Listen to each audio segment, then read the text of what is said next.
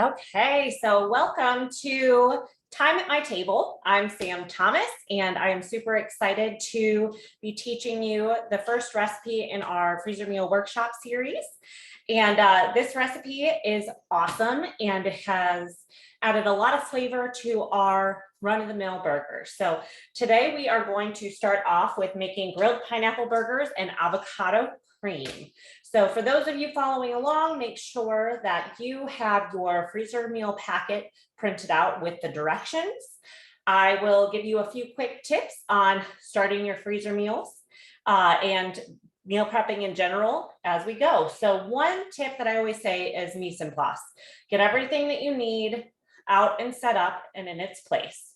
Another tip I have, which I'm going to grab right now, is to have a garbage can or a bin that you can throw stuff away easily close by. It can be an empty bowl. You can drag your garbage can over, just something that you can use to toss the food parts in pretty easily. And then I always recommend having maybe some Clorox wipes or some a wet soapy rag. So when you're switching between meals and making new food, that you can just wipe down really easily. So we are going to get started with this awesome recipe. Okay, so if you are following along with your freezer meal workshop packet, we are on page 6, and we're going to start by taking a small onion, and we are going to peel it, and then you can use lots of different tools, but you're going to dice it up finely. And so some of the tools that you might have in your own kitchen might be just a Santoku knife or a utility knife, maybe a food chopper, a manual food processor, or a rapid prep mandolin. Today, I'm going to use the rapid prep mandolin after I peel this. Let's see if y'all can see me. And turn this part down. There we go. Okay. And we're gonna peel this. We have an awesome citrus peeler that also acts as an onion peeler if you are somebody that does not like to have the onion smell on your fingers. And that also is a great little tool. But today we are going to demonstrate using the rapid prep mandolin. Again, if you're at home following along, grab the tool of your choice and go ahead and start finely chopping up that onion. On my rapid prep mandolin, this is a really, really cool tool that changes to multiple different settings and can dice stuff up very small. So it has a turn dial on the back of it, and we're going to test it out and see which one we like. Lots of safety features as compared to other mandolins. One, other mandolins, your hand usually goes over the blade. The blade is going to be going over the food with this one. So let's put this onion in and put our food card in. Okay. And actually, I'm going to change this to a setting, smaller setting.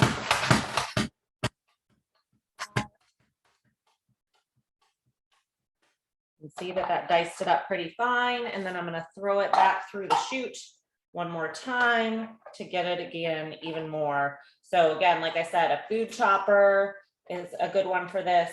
If you have a manual food processor, you can finely chop some onion as well, or this awesome mandolin.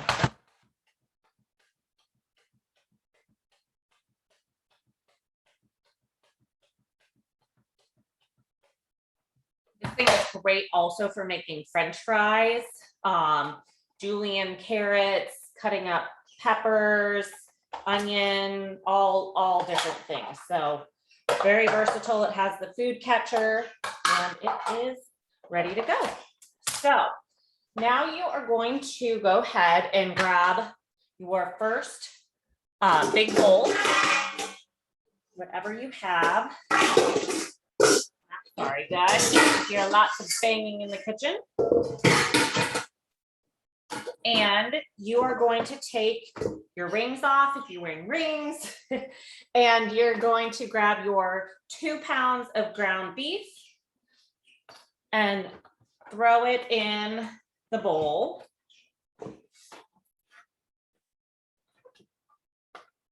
I can get it open. There we go. Okay.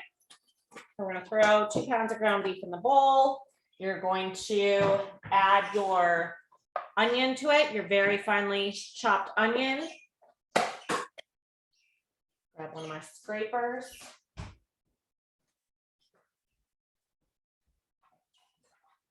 Scrape the rest of this out. And on to our spices. So for this recipe, you're going to use the Pampered Chef Chipotle rub and crushed peppercorn and garlic rub. And you're going to do a tablespoon of each. Little trick here for my viewers. We do have some awesome adjustable measuring spoons.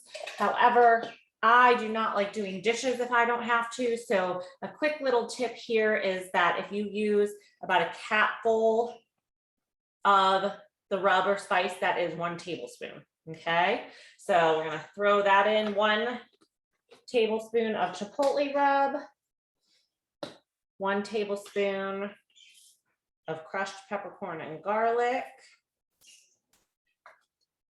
And we're going to mix it all together. So you can either take your scraper, you can take a masher, or you can use your good old hands.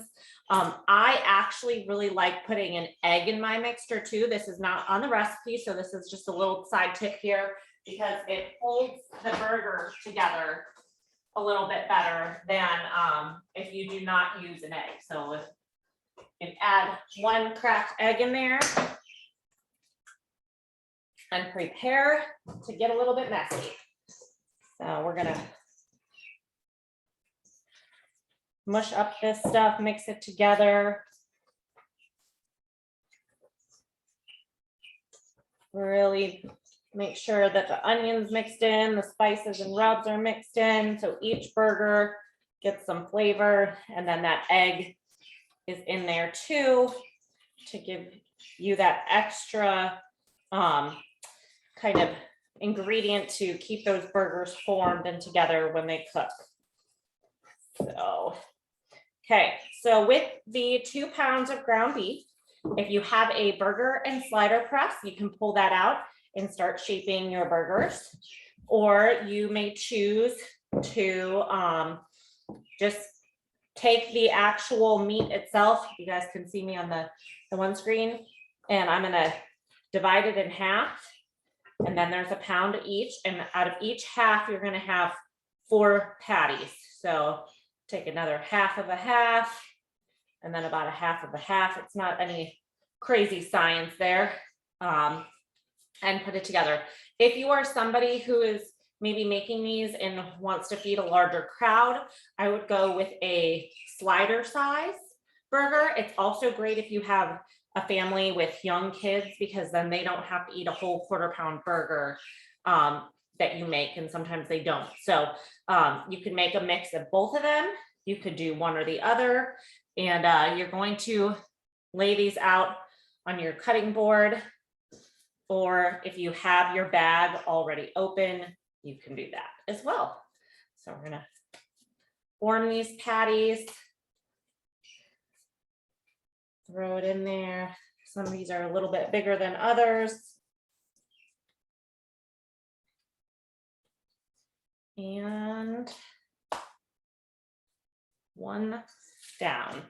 Okay, so other half, your other pound here, divide it in half, divide it in half. And you got about a 1/4 pound burger there then. Okay, so like I said, this is 2 pounds of meat, should make 8 patties, regular size patties. But again, if you are somebody that has small kids or wants these to go a little bit further, maybe you prefer portion control, you can certainly make these into sliders as well. I have growing boys in my house, so they typically will eat an entire 1/4 pound burger. go. Okay. And then you will take these and put them in your freezer Ziploc. So you can either put 4 patties in 2 separate Ziplocs, or you can put 4 patties down, a piece of parchment paper in between or wax paper in between, and then another layer of patty. So just depending on your resources at home. So let me wash my hands really quick, and then I will be back to put my burgers in my bag. Lots of hand washing in this event, so be prepared, be near a sink. Okay, here we go. Can you please go shut the door? Thank you.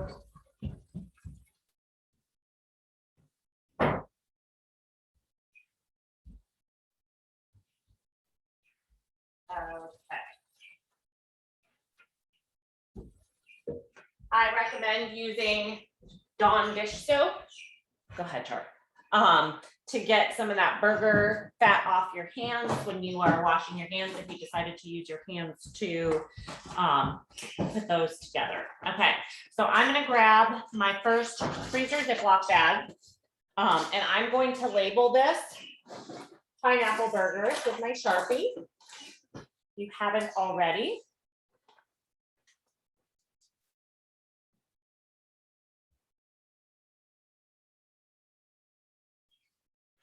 And layer it up. Let's see if I have parchment paper actually.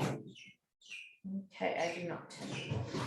If you do not have parchment paper, you can also use tin foil between, but I would recommend just getting 2 separate bags at that point. You're getting these ready to freeze. There. Okay, so I'm going to show you guys how to line them up, but I'm actually going to be having these for dinner tonight in my house, so I will not be assembling this totally like I would if I were freezing it. So you may choose to keep some stuff out, but if you can see, I put the burgers in this bag here. Camera down a little bit. And I have 4 burgers in the spot. And again, you would put a layer of parchment paper and put more in, or you will put another bag in to keep them separated when they freeze. So we're having these tonight. I'm going to carefully put them in here because I won't have to worry about them freezing together. And voila. Okay. Next part, I'm going to wash my hands again. You would close this up if you're freezing it, and then we will start making the avocado cream. So hand wash one more time.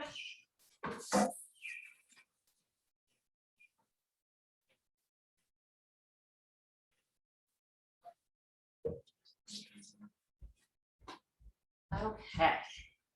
And this is a great opportunity to grab your wipes, to grab whatever you have to clean up your workspace. If you are using just one cutting board, you're going to want to clean it, or you can grab another cutting board. If you have flexible cutting mats, that is something that I highly encourage people to get because they come in a set of 3, and then you can just kind of flop them in and out. So that's actually what I'm going to do next. Grab one of my flexible cutting mats, put it down, and then I don't have to worry about contaminating, cross-contaminating with my rag. Okay. Okay, so let's get started with the avocado cream. So you're going to want 2 ripe avocados, and we'll get this set up so y'all can see me again. There we go. We have a really, really nifty avocado tool now, and this is going to help you pit avocados. I just learned a little trick so you can tell if an avocado is ripe or not, but it has a little nub where the stem was on it. And you can, if you can push that off easily, you can see into the avocado and see if it's ripe or not.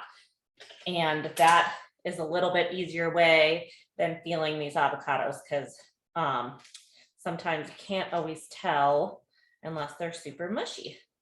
Okay, so we have that, and then we have the avocado tool that has this side, which you can use to pit your avocado with.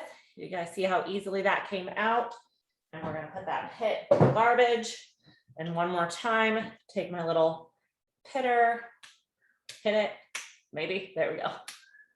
This is my only like my second time using it. And you gotta hit it hard, but I don't wanna cut myself, and scoop that out. So this one might be a little harder to get out. Well, failed demo, it happens. So what I'm gonna do is actually take my manual food processor.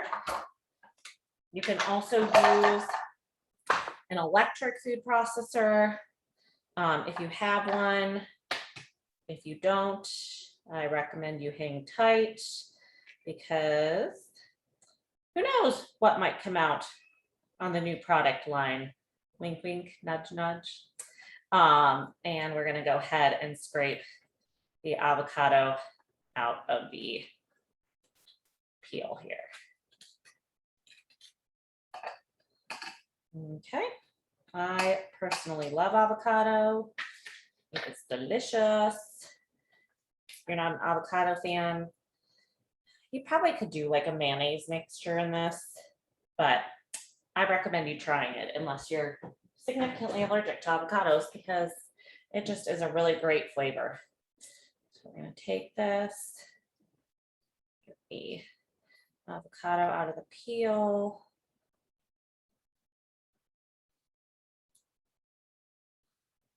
Okay. Sometimes it's easier to just squeeze it out if you're not needing to keep it in pieces. This avocado is not super ripe, so that is part of my problem. There we go. And get this avocado in here. Get my camera angles going. There we go. Okay. Now that I've made a mess of my hands, I'm going to go ahead and wash them again.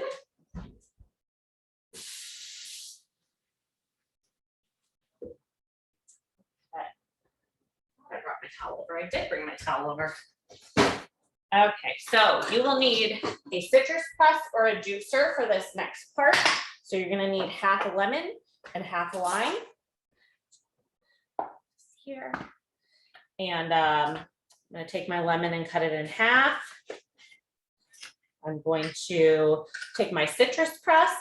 Flat side of the lemon goes down into the citrus press. I love this citrus press. It has a little nub. It's not fully rounded like you've seen with other brands, and that helps you really, really squeeze a ton of juice out of your citrus. So there's that. And you guys can see as I take it out, it almost completely inverted the citrus. Okay, take my half a lime.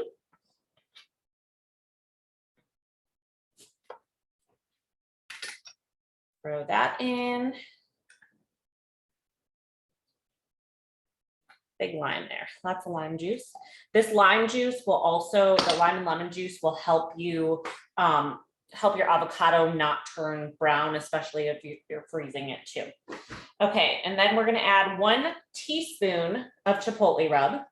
1 teaspoon. So I don't have any tricks for this guy. Sorry, you're just gonna have to grab your teaspoon for this one. As you guys can see, these fit perfectly. This is the adjustable measuring spoon inside of the container, and don't have to worry about trying to pour it into a measuring spoon. So you do 1 teaspoon of chipotle rub, 1 teaspoon of oil. You can do canola oil or avocado oil or olive oil. Coconut oil will be a little bit harder to do unless it's in liquid form. Okay, come on. Brand new bottle here, guys. And of course, I can't get it open. There we go. Okay, so we're gonna take 1 teaspoon of oil. Turn that in there. We're going to put the lid on my manual food processor. and pump it.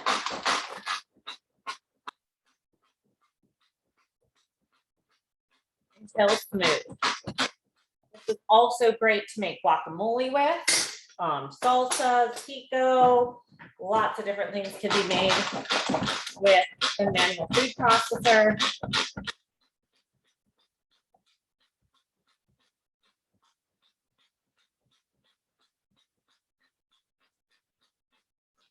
Okay, and you guys can see it's starting to get smooth.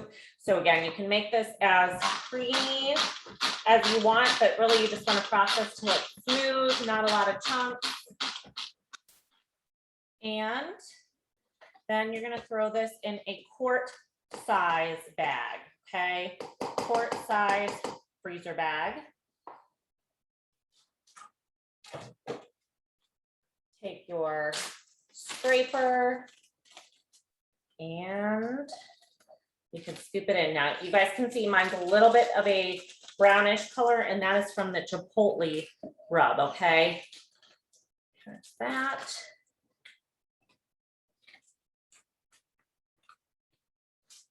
Get that stuff in.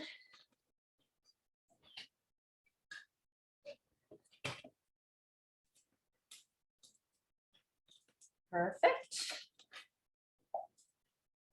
Love my scrapers. If you are a scraper lover, make sure you drop in the comments what is your favorite scraper. Are you a classic scraper kind of person, or a mix and scraper like me where it's a spoon shape? Drop that in the chat. Okay, now we're going to close this up. Okay, so if you are at home and you're taking these to freeze, so good. What you will do next is you're going to take another gallon Ziploc bag. This one does not have to be a freezer bag. You can just do a regular storage bag if you want. You're again going to label it or not, and you can put the 2 other bags inside of it. This keeps everything together, gives an extra layer of protection while you are defrosting. So there's stuff that doesn't leak all over your fridge. You throw this in, and then you will go to the back of your workshop packet, and you will see cooking day instructions. And you're going to take those and cut those out. Okay, so let me grab my kitchen shears.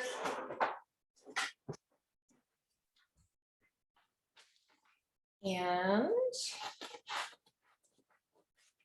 you can take that, throw it in a sandwich size Ziploc if you have one, and that will protect your instructions when you are putting them in the freezer and you're defrosting stuff. You can also hang your instructions on the refrigerator if you prefer. I do end up printing out an extra set of instructions too and hang those on the fridge just in case. That's also how I remember what is in my freezer to cook with, okay? The directions in and close it up. Put those on top so you can see what you have in there. You can put your frozen date on your directions too. That's going to be super important because the general rule of thumb with freezing stuff is about 3 months in your regular freezer and 4 to 6 months in a deep freezer. Okay, so again, depends on what you have at home, but that is our first recipe done.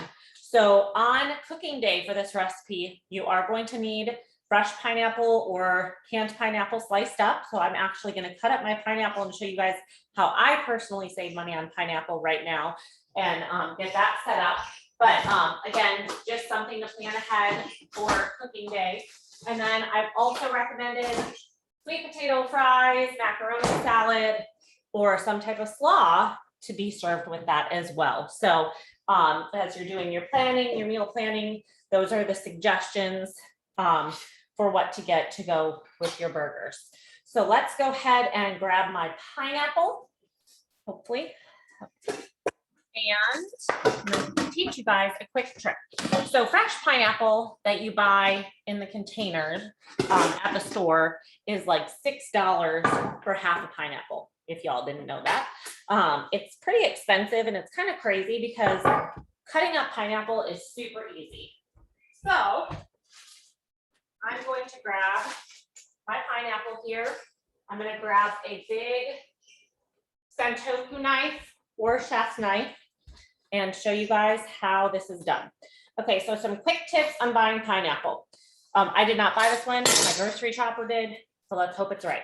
So when you're going to pick your pineapple out, you don't necessarily want to go by the color or how it feels. You actually just want to take one of these things and pull. Oh, and this is right. It came out really easily. And if the thing comes out super easily like that, that means your pineapple's ripe. If you're having to pull hard a couple times, that probably is not the most ripe pineapple in the world. So to use my pineapple cutter, here's what you're going to do. Take a cutting board with wells.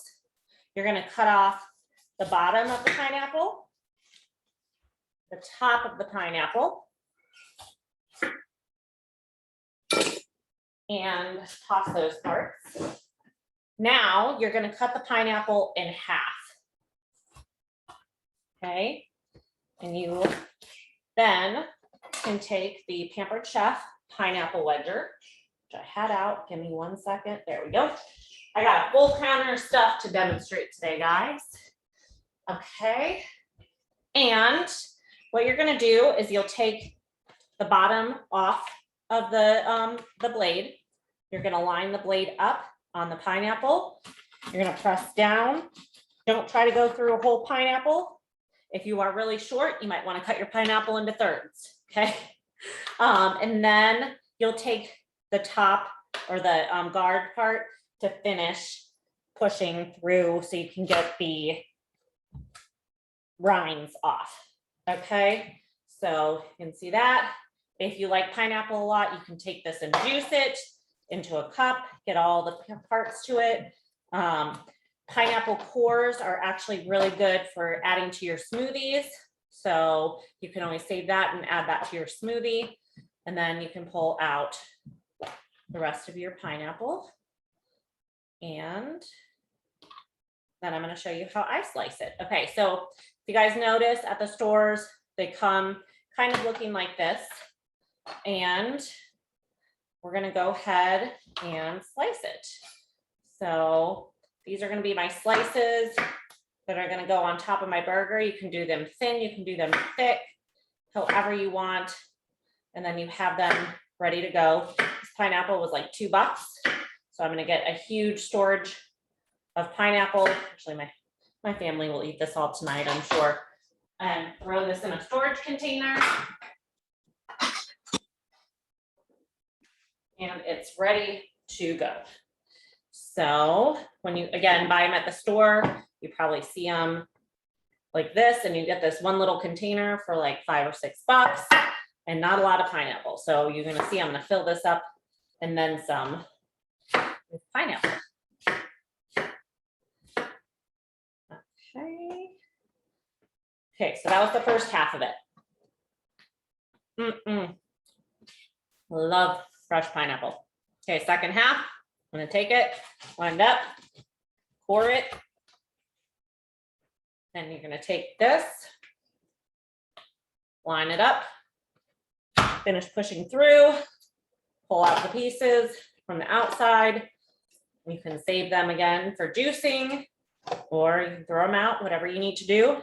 Pull your pineapple out, use your core for a smoothie. You can freeze that easily. And then slice up your pineapple. You can also do the pineapple into, you know, just your regular slices, or you can cut it into pieces and serve it in a snack or in a fruit salad. There's lots of different things you can do. So I'm putting these up, and these will be, again, part of my burger toppers for this evening. So that just about wraps up our first recipe for the freezer meal workshop. So if you have any questions, make sure you drop in the chat, follow up with me, and I can help you out. So thank you for joining for our first recipe, and check out the next one in the series.